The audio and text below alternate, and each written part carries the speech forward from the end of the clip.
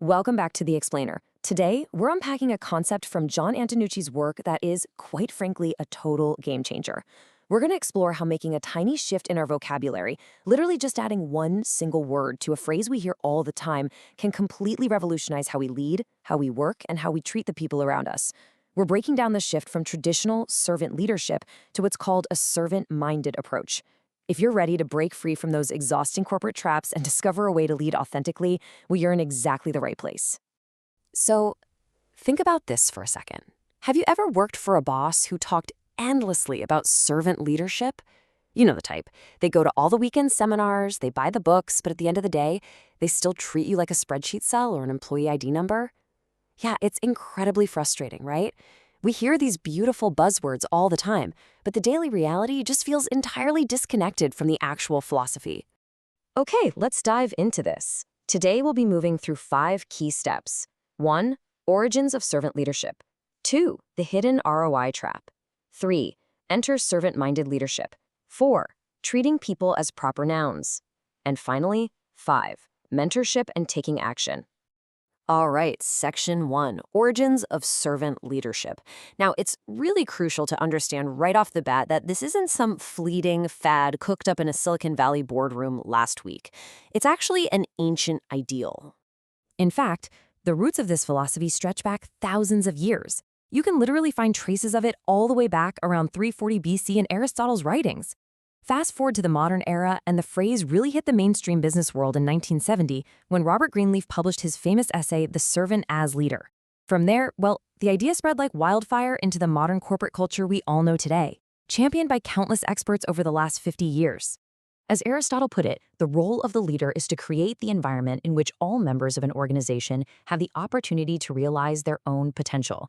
See, the original intent was always about creating an environment where genuine human potential and growth could flourish. It was never about squeezing every last drop of productivity out of a worker. It was about serving the best interests of the people you lead so they can become their best selves. So, what exactly went wrong?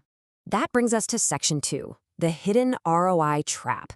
Because we have to ask, how did such a noble, human-centric philosophy get corrupted by corporate interests? How did the act of serving people morph into just another management tactic? Well, the conflict is perfectly captured right here.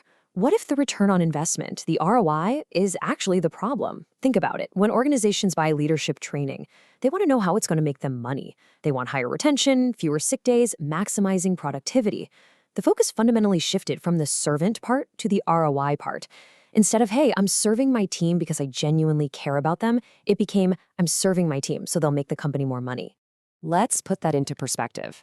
Imagine a buddy asks you to help them move. If they offer you pizza and a beer, you do it out of love and friendship, right? It's a relationship. But the second they say, hey, I'll pay you $500 to move my stuff, the entire dynamic shifts. Instantly, it transforms from a warm friendship into a cold, transactional business deal. The fun just vanishes. And when leaders serve purely for a corporate ROI, employees absolutely feel that exact same cold, transactional shift. You see this constantly with that classic corporate phrase, our staff are our greatest asset. On the surface, sure, that sounds wonderful.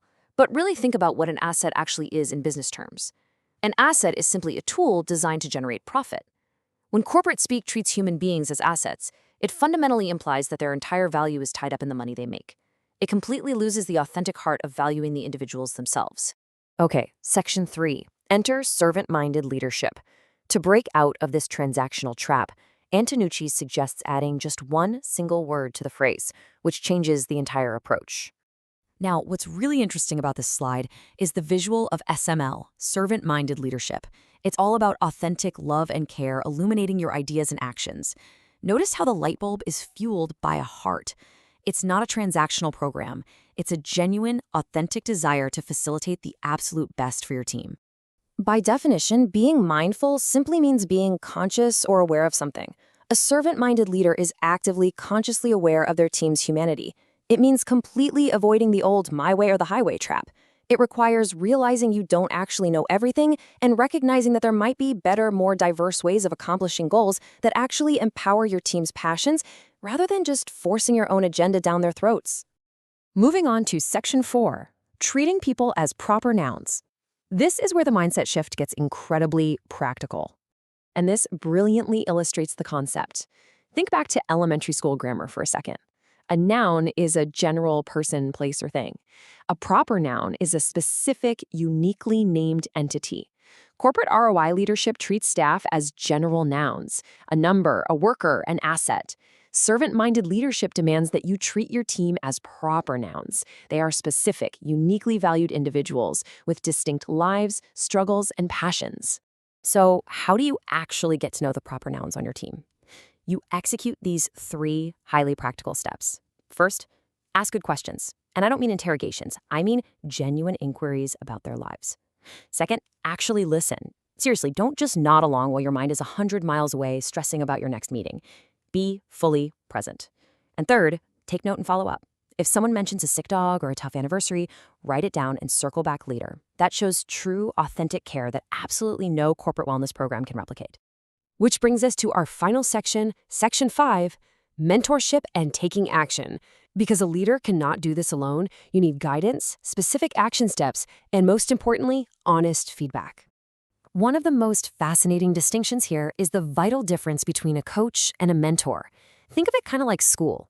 A coach or a teacher has to focus on the whole classroom or the whole team, keeping everyone moving forward together.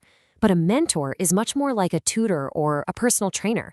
They provide one-on-one, tailored guidance for your specific journey. To truly be a servant-minded leader, you need that third-party perspective. You need a mentor. So how exactly do you find an effective mentor? Well, follow these 3 steps. First, ask yourself, do I actually respect this person? Second, have they accomplished the goals I am currently working toward? You really want someone speaking from actual experience, not just hypothetical opinions. And third, are they willing to invest their time in you? If you find someone who checks all 3 of those boxes, you've hit an absolute goldmine for your leadership journey. Now, once you have that mentor, you've got to take action using the TNT goal method: time-oriented, narrowed, and temperate. Give your goal a clear deadline, make it highly specific, and keep it temperate, meaning challenging but realistic. A perfect temperate goal to start with? Asking your team for 360-degree honest feedback on your leadership this very week.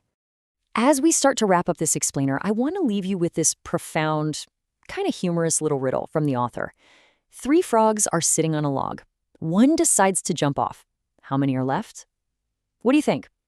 I mean, most people would instantly say 2, right? Actually, the answer is 3, because deciding to jump isn't the same as actually jumping. Committing to servant-minded leadership means absolutely nothing if you don't take action. The biggest hurdle to jumping is getting that honest feedback we just talked about and avoiding the D.U.D.E trap. That's where you defend, undermine, dismiss, or explain away the feedback you receive. To truly take action, you have to listen without getting defensive. So I'll leave you with this final question. What is the very first step you will take today to move your leadership style from a cold transaction to a true transformation? Will you ask your team for honest feedback? And more importantly, will you avoid the D.U.D.E trap when they give you their answer? The opportunity to positively impact lives is right there waiting. It's time to take the leap. Thank you so much for joining me on this explainer, and keep learning.